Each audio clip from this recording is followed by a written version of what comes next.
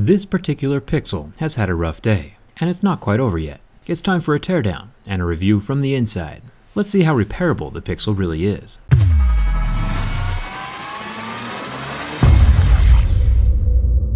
The Pixel 2 screen repair is very similar to the original Pixel from last year, and refreshingly easy compared to other flagships these days. A large suction cup is always helpful with phones that are glued shut. There's not a whole lot of glue under this glass this time around.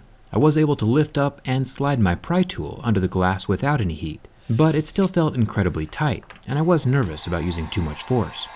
A heat gun softens the adhesive under the screen, making it easier to lift off. Sliding my pry tool around the edge of the glass, taking special care not to touch the display under that glass layer, which is more fragile than a potato chip, and it will crack if the metal touches it. Now if your screen is already cracked, you won't have to be as careful as I am. I just want mine to stay in one piece. I use a thin little business card to keep the screen from re-adhering back down to the frame. The waterproofing around the dual speakers is pretty thick. Now that the screen is off, we can see that there's only one ribbon cable holding the screen to the body of the phone.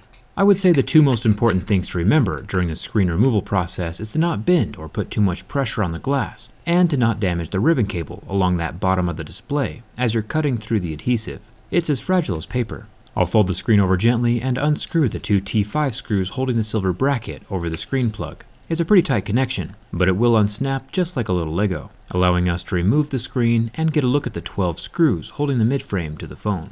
Keep these screws organized and put them back in the holes they come from. All of them are normal Phillips head screws except for the little guy up in the top corner. That's another T5. I'll have the toolkits and parts linked in the video description. There's also one little sliver of silver grounding the top under that camera. Remember this little guy for later during the reassembly.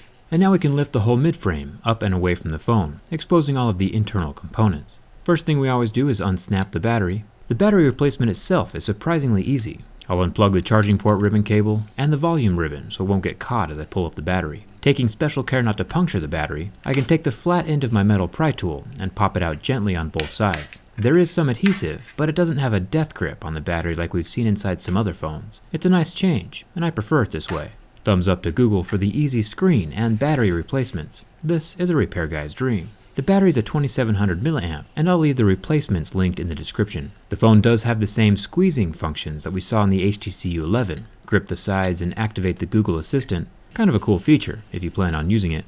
The grip sensors are down along the bottom half of the phone, so gripping down here will achieve the best results. You can check out the HTC U11 video for a more detailed look at these grip sensors. I'm going to leave them intact on the phone this time around. It's time for the charging port. The port has one screw holding the board in place, with two circular connected signal wires that need to be unplugged and detangled, and then the whole thing can pop up away from the phone body, revealing something surprisingly cool. Google took an extra step towards water resistance that I've never seen before. They added some kind of dielectric grease to the rubber ring around the charging port. This is the same stuff used to waterproof the electronic connections in a Jeep or other off-roading vehicle, and the same thing we saw in the underwater drone that I reviewed a few weeks ago. Pretty interesting stuff, and surprising to see inside of a cell phone. I'm impressed. The rectangular vibration motor has some adhesive holding it to the frame, which is smart. The bottom loudspeaker is different than the top loudspeaker, and it has the same style of connection that we saw inside my clear Nintendo Switch video. The little microphone on the other side has a rubber boot around the edge that sits up tight against the white water-resistant screen sitting over the hole next to the charging port. That helps keep water out. Jumping up here to the top of the phone, we have the motherboard and the SIM card tray that needs to come out. No expandable memory on the Pixel 2, but Google does offer unlimited storage until the year 2020.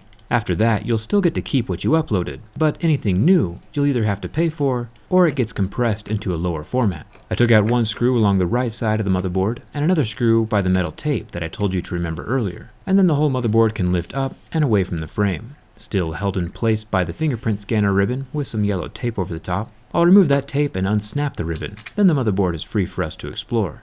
The 8-megapixel front-facing camera does not have OIS, and that's fine. Most smartphones don't on the front camera. But the back camera on the other side of the phone does.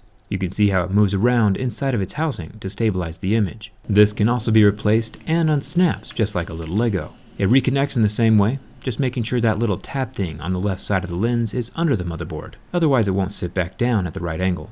Pulling down the copper shielding from the fingerprint scanner, the scanner itself is glued very securely to the back housing. It has its own layer of water resistance, but I can push it through from the backside, so replacements are an option, if the software allows it. Also, keep in mind that opening up your phone, even for a basic screen replacement, ruins any water resistance it might have had before. I'll fold the copper shielding back over the home button so it doesn't interfere with the motherboard, and I'll set the motherboard down into the frame so I can plug in the fingerprint scanner to the back, and then I'll lay it down into the phone, taking special care not to get any ribbons caught underneath.